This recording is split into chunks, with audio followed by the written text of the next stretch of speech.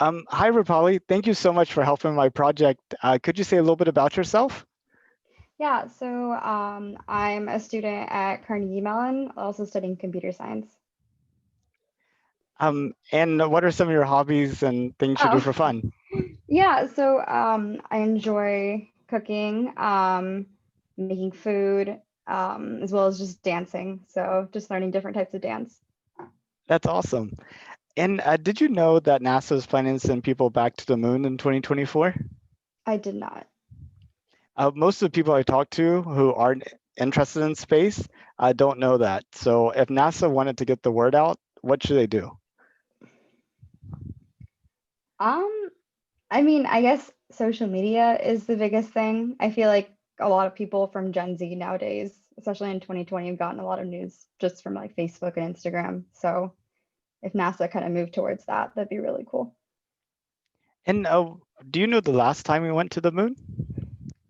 I don't know what year it is or year it was, and I don't know if that was the last time either. So I feel like if Um, I say something, would you say 10 years, 20 years, 30 years, 40 years, 50 years, 60 years, 70 years? Like, how far back do you think?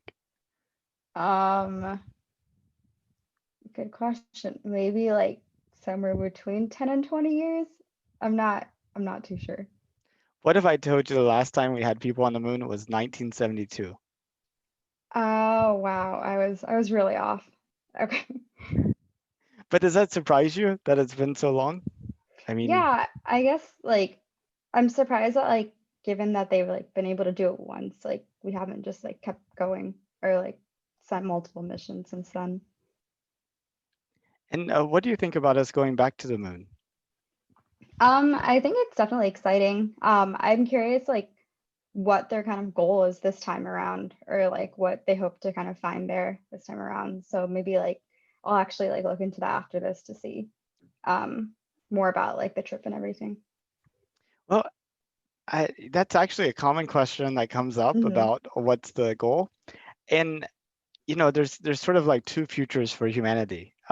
You have one future where we're just on the Earth, and then you have like the other future where we actually figure out some way to expand humanity beyond the Earth, to the moon, to Mars, to Venus, to the moons of Jupiter, moons of Saturn. We learn to create big ships, and we're able to send people between stars. And I was wondering about that second vision of like the future of humanity. Do you see that as being like a realistic, inevitable thing, or do you just see that as being, um, maybe more sci-fi?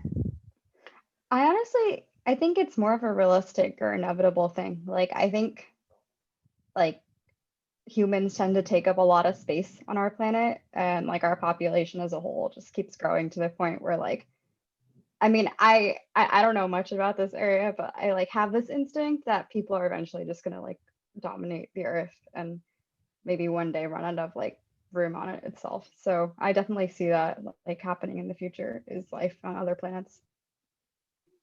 Yeah, have you ever seen termites, No, like in I a haven't. house or Oh, stuff? oh, like yeah. Yeah, I Mhm. keep thinking about that, like the Earth is like a big house, and then like there's one little termite and doesn't do anything bad, and then all of a sudden like the everything in the house falls down. Yeah, yeah.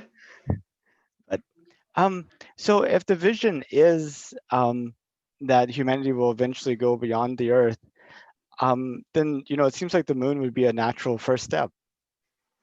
Yeah, like I guess I think I'm not sure like what other planets we've like been to or so far, but like it definitely does. I think it's the closest thing to us. So yeah, it would seem like the right first step. Did you know that Jeff Bezos, the founder of Amazon, has a space company? I did not. I know about Elon Musk and his whole like trying to get people to space in a more like leisurely manner, but I don't know about Bezos.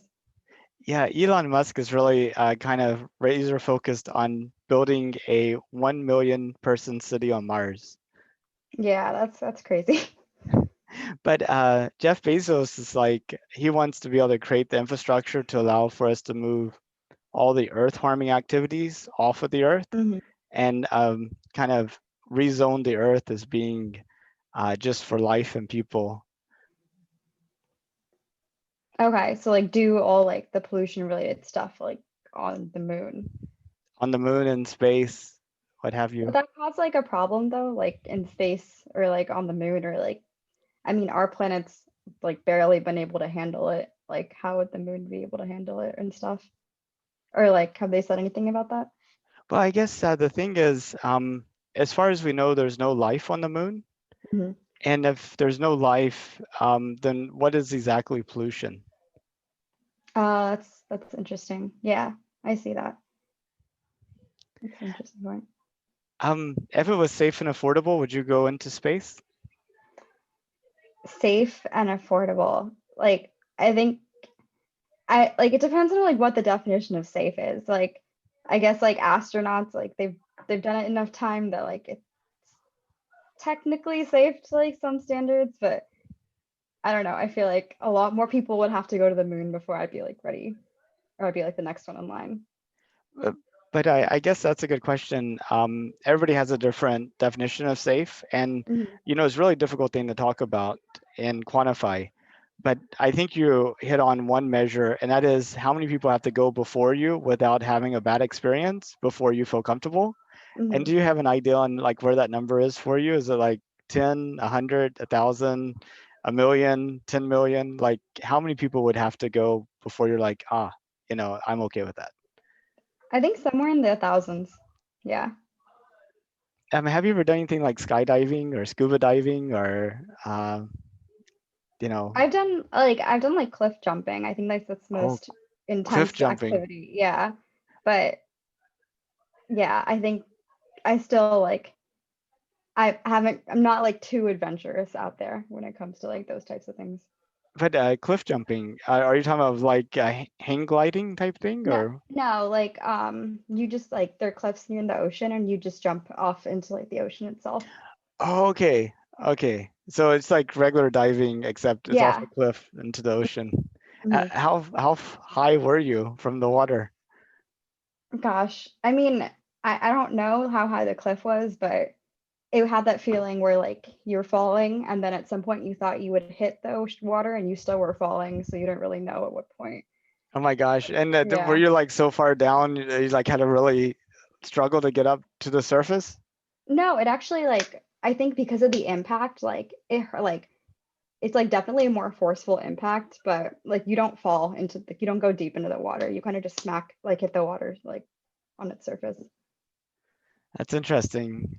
Um, it seems like it would be quite intense. Yeah, it definitely was.